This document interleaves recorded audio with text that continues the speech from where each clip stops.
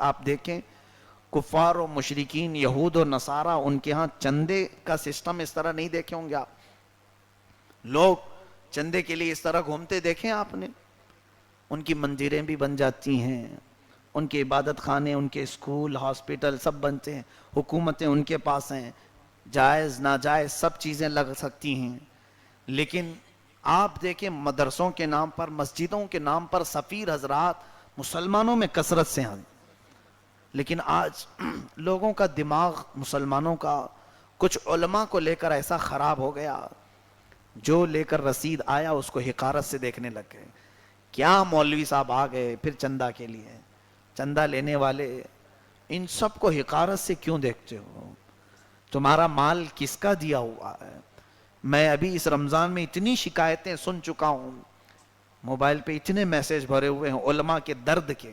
ایک مولانا تو جاتے جاتے روتے ہوئے انہوں نے لکھا ہے کسی سیٹھ نے ان کو دھکا دے کر دور کیا.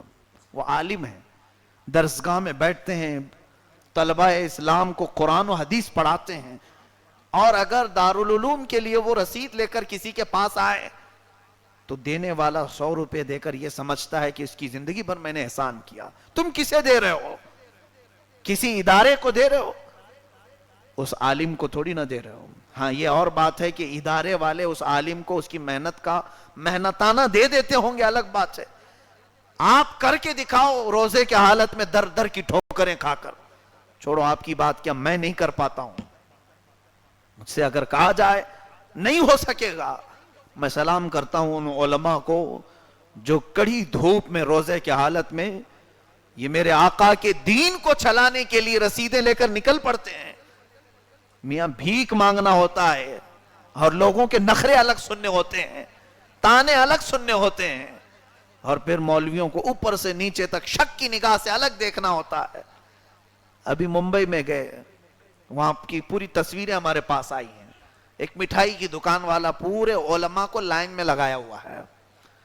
سب علماء رسید لے کر چندے کے لیے وہ لائن میں کھڑے ہوئے ہیں. 100 روپے دے رہا ہے, 50 روپے دے رہا ہے, اور بیچ پہ سے گلے سے اٹھ کر کے چلے جائیں, اور ان علماء کو دھوپ میں کھڑا کر رکھا ہے. آئیں گے سیٹھ صاحب بعد میں دیں گے. مذاق ہے دین کا. اور پھر ڈھونڈتے پھرتے ہو, عالم نہیں ملتے ہم کو. مسجدیں ویران ہیں, سنسان ہیں, عالم نہیں ملتے. کہاں سے ملیں گے؟ تم سب ظالم بنے ہوئے ہو تو عالم ملیں؟ دین کے ساتھ اس طرح کا مذاق کریں اور علماء کو کمتر سمجھیں, حقیر سمجھیں, تو اللہ تبارک و تعالیٰ کا عذاب آئے گا.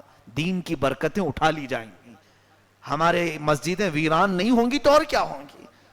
بڑی بڑی سنگ مرمر کی مسجدیں بنا لی, لیکن مصلے خالی پڑے ہوئے ہیں, خالی پڑے ہوئے ہیں. کیونکہ ہماری قوم جب سے علماء کا مذاق اڑانا شروع کر چکی ہے. پیسے جو تم دیتے ہو اس پر احسان نہ جتاؤ, عزت کے ساتھ انہیں نوازو. پہلے کا ایک دور تھا علماء اسلام کو, میرے ساتھ بھی ایک بات ایسے ہی معاملہ ہوا ہے. ممبئی ہم گئے, ایک جگہ فاتحہ خوانی کے لیے گیا ہوا تھا, پتہ پوچھنے کے لیے. گھر پہ ایک بہت ہمارے معتقد تھے ممبئی اگری پاڑا کے پاس. پتہ پوچھتے ہوئے گلی کے نکڑ کے دکان پر میں پہنچا اور پوچھا کہ فلاں فلاں.